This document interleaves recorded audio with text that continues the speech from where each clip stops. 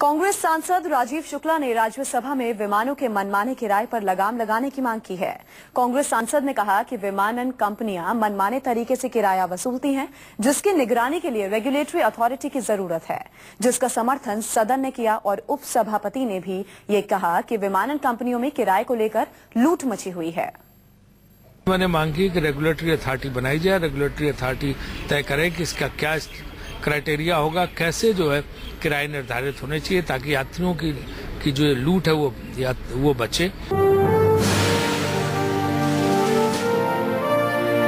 सरकार अगर इस दिशा में कदम बढ़ाती है तो विमान से चलने वाले यात्रियों को बड़ी राहत मिल सकती है,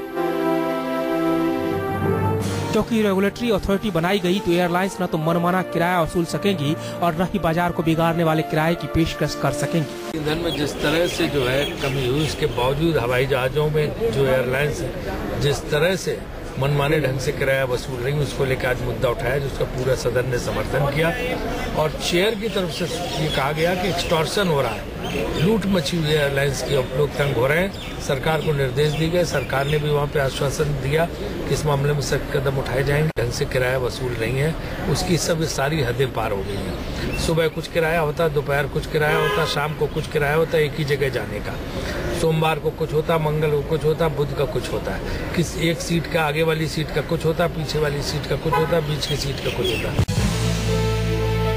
जाहिर है कि पिछले साल अक्टूबर से 10 मार्च तक विमान के ईंधन की कीमत में 40% तक कटौती हुई है, लेकिन विमानों के किराए में कोई कमी नहीं आई।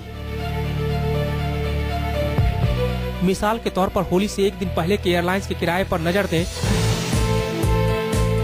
तो दिल्ली से पटना का विमान किराया 22,000 रुपए हो गया था। यानी आप 4 या 5 मार्च को दिल्ली से पटना गए तो 3 से 4 गुना ज्यादा किराया आपको देना पड़ा। 5 मार्च को दिल्ली से पटना के लिए एयर इंडिया का किराया 21,695 रुपए था। वहीं एयर इंडिया की दूसरी विमान का किराया 19,379 रुपए था। इसमें 4 सीटें बची थी। होली के बाद पटना से दिल्ली और अन्य शहरों में जाने के लिए कई फ्लाइटों में सीटें भी लगभग फुल ही थी। जो सीटें बची थी उनका किराया 7 से 12,000 रुपए के बीच था।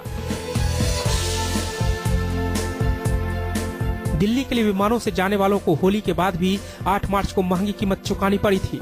लोगों को 14,000 रुपए तक का टिकट खरीदना पड़ा था। 8 मार्च को दिल्ली से बेंगलुरु का किराया न्यूनतम 14,000 और अधिकतम 24,000 तक पहुंच गया था। दिल्ली से कोलकाता के लिए किराया 13 से 16,000 के बीच था। वहीं कोलकाता से दिल्ली जाने वालों को 9,000 से लेकर 14,000 तक में टिकट खरीदना पड़ा था।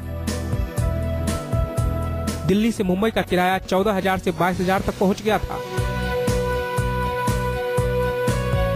अब आप सोच सकते हैं कि विमान कंपनियां किस तरीके से मनमाना किराया वसूलती है। अगर सरकार किरायों पर नजर रखने के लिए रेगुलेटरी अथॉरिटी बनाती है तो विमान कंपनियों पर मनमाना किराया वसूलने पर लगाम लगेगा। संजीव त्रिवेदी, दिल्ली, न्यूज़ 24।